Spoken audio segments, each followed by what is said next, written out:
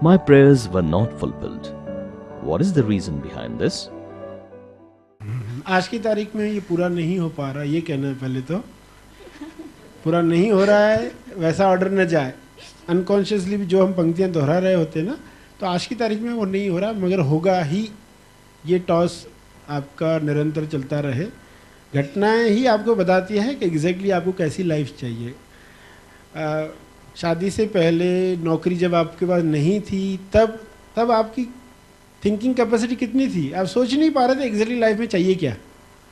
तब तो लोग सब बोलते नौकरी होनी चाहिए तो हमें नौकरी चाहिए, शादी होनी चाहिए तो हमारी शादी होनी चाहिए, बच्चे होने चाहिए तो बच्चे होने, जो हम सुनते वो ऑर्डर करते जाते। फिर एक समय आता है, हमें पता चलता है कि आप जो चाह रहे हो आपके जीवन में आकर्षित हो रहा है, तो अब इस समझ के साथ मुझे ऑर्डर देना है। तो फिर आप सही ऑर्डर देना शुरू करते हो, वाकई जो आपको चाहिए। पहले कैसा था, बाकी लोगों का इंप्रेशन था, मम्मी ऐसा बोल रही है, ये नहीं हुआ तो फिर क्या हुआ, ऐसा जीवन नहीं हुआ तो फिर क्या फ़ायदा, डैडी कुछ बता रहे, पड़ोसी कुछ बता रहे हैं, फिल्में कुछ बता रही है, नेता कुछ बता रहे हैं, डॉक्टर्स कुछ बोल रहे हैं, तो उसी हिसाब से लगता है कि यही सही है। क्योंकि उस वक्त अपनी समझ है ही नहीं। उस वक्त आपको कहा भी जाता है कि सोचो, तुम सोचो, तो आप बोलते मैं सोच ही नहीं पा रही। फिर जो लोग बोल रहे हैं वही हमारा टॉस होता है। तो आज ऐसी अवस्था आई है, सब देख लिया ना ये सब पार्ट, कि अब एग्जैक्टली क्या चाहिए, मुझे उस पर फोकस रखना है। मन जब कहे कुछ ऐसा नहीं हो रहा, तो आज की तारीख में नहीं हो रहा है। आज की तारीख में कल क्या हो जाए आपको पता नहीं है, तो बिल्कुल निराशा नहीं लानी है, और मन को कहना ये होगा ही, होने ही जा रहा है। अब जो टॉस कर रहे हैं क्लैरिटी से, बिना क्लैरिटी के किए गए वो भी हो गए, तो अब जो क्लैरिटी से होने जा रहे हैं तो वो भी होने ही वाला है। तो इतना काम सिर्फ करते रहे तो नई सीन आ जाएगी। ट्रेनिंग किसी की चल रही है, इसी बात की चल रही है कि जैसे ही मन ने कहा ये नहीं हो रहा है, तो खुद को कहना है कि मुझे डबल टॉस नहीं करना है, ये होने ही जा रहा है। खुद को शब्दों में बोलना है। एक हम सोच लेते हैं ना, शब्दों में कहना है खुद को कि मुझे सिंगल टॉस करना है, तो उसी पर स्टिक रहना है, तो हो जाएगा वो। अभी प्रार्थना के शब्द बदली करो। क्या रेजिस्टेंस है, खुद से पूछो कि ये न होने के पीछे कारण क्या है। कई बार कुछ रेजिस्टेंस होता है, रिजल्ट नहीं आती ना। जब एक पर्सन है वो बड़ी पोस्ट का, उसकी रिस्पॉन्सिबिलिटी लेने का उसको डर है, मैं ले पाऊंगा कि नहीं ले पाऊंगा, तो उस डर की वजह से आंतरिक मन चाहता है कि न मिले पोस्ट, वो कॉन्शियस माइंड बोल रहा है मिले, अंतर मन बोल रहा है नहीं मिले, ये वे सवाल नहीं पाओगा। तो ये क्या होगा, कॉन्फ्लिक्ट हो गया। तो जब ऐसे दुविधा है अंदर, तो इसलिए फिर प्रार्थना बदली करें। प्रार्थना में क्या कहेंगे कि आगे बढ़ना सुरक्षित है, मैं आगे बढ़ने को तैयार हूँ, मैं ग्रहणशील हूँ, और जो भी रिस्पॉन्सिबिलिटी आएगी उसकी ताकत पहले आएगी। जो भी रिस्पॉन्सिबिलिटी आएगी उसकी ताकत मेरे पास पहले आने वाली है, तो मुझे निश्चिंत होकर आगे बढ़ना है, ये सुरक्षित है। तो जो भी रेजिस्टेंस आपको रिकॉल हो, अपने आप को ईमानदारी से पूछो कि इसमें आगे बढ़ने के पीछे क्या कारण हो सकता है, ऐसी मेरी क्या सोच, क्या बचपन से गया हुआ विचार है।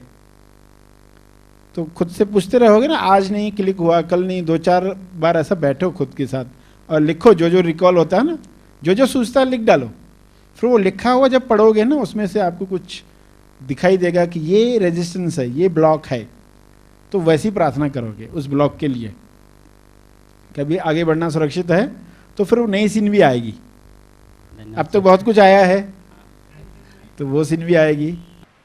जो भी विचार आप कर रहे हो, उन सब के जवाब आपके पास उसी क्षण आकर्षित होने लग जाते हैं। यह दूसरी बात है कि इंसान सवाल पूछकर खुद ही भूल जाता है कि उसने क्या सवाल पूछा था, और एक दूसरा सवाल पूछ बैठता है जो पहले सवाल को काट देता है। एक इंसान प्रार्थना करता है मुझे दिल्ली जाना है, और दूसरे दिन प्रार्थना करता है मुझे पूना कभी नहीं छोड़ना है। तो ऐसी डबल प्रार्थनाओं की वजह से जो एक दूसरे को काटती हैं, डबल टॉस की वजह से इंसान अपनी मंजिल तक या तो पहुंचता नहीं है या डिले होता है, लेट होता है, और वह कहता है कि मेरे जीवन में ऐसा क्यों हुआ, मुझे जो मिलना चाहिए था क्यों नहीं मिला। तो ज़रूर कारण मेरे पड़ोसी, मेरा भाई, मेरा बॉस होगा, मेरी बीवी होगी, मेरा पति होगा, कुछ लोग होंगे जिनकी वजह से मैं नहीं पहुंच पाया, और उसको बाहर कारण ऐसे ही दिखाई देते हैं। उसे कभी पता नहीं चलता कि उसके ही डबल टॉस उसको रोक रहे थे, उसकी ही प्रार्थनाओं में जो ड्युअलिटी थी वो उसको रोक रही थी। जिस दिन वह क्लियर हो जाएगा कि मुझे क्या चाहिए, तब वह बहुत जल्द ही देखेगा, उसके सामने सारा मार्गदर्शन खुल जाएगा, करने योग्य कदम उठने लग जाएंगे, और वह मंजिल पर पाएगा अपने आप को। अचानक एक दिन कहेगा ये हो चुका, पता भी नहीं चला, ये कब हो गया इसका एहसास भी नहीं हुआ। ऐसी अवस्था आने के लिए हर एक को मनन करना है, कहाँ कहाँ मैं डबल टॉस करता हूँ। जैसे एक इंसान प्रार्थना कर रहा है घर में सुख शांति हो, क्योंकि झगड़े बहुत चलते घर में, और फिर बीच बीच में सोचता है तलाक ही हो जाए तो अच्छा है, छुटकारा ही हो जाए तो अच्छा है, ये कब तक चलते रहेगा, इससे अच्छा तो यही हो जाए। तो एक दिन पहले कह रहा था ये सुख शांति आ जाए घर में, परिवार में तेज प्रेम, तेज आनंद की अभिव्यक्ति हो, क्यों दिखावटी सत्य तो बता रहा है कि उलझन ही उलझन है, झगड़े ही झगड़े है, परेशानी ही परेशानी।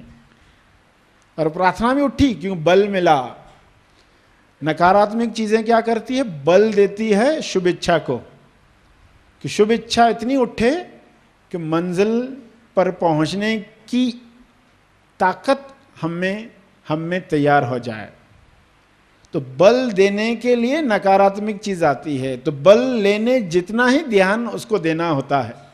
थोड़ा भी ज्यादा दे दिया तो बल निर्बल बन जाता है, शक्ति छिन जाती है, ऊर्जा समाप्त हो जाती है। जो जागृत हुआ वो सो जाता है, क्योंकि जरूरत से ज्यादा ध्यान दिया गया। कितना ध्यान देना चाहिए, खाने में कितना नमक डालना चाहिए, नमक अच्छा तो और डालते जाओ, ऐसा नहीं करते आप कहते मगर उसकी भी एक मात्रा है, उस मात्रा से थोड़ा भी बढ़ गए तो वही नमक जहर खाने को बना देगा। जो स्वादिष्ट बनाने जा रहा था वही उसको जहर बना देता है। तो इंसान अपने आप से पूछे मैं कौन सी प्रार्थनाएं कर रहा हूं, कौन सी दो प्रार्थनाएं एक दूसरे को काट रही हैं।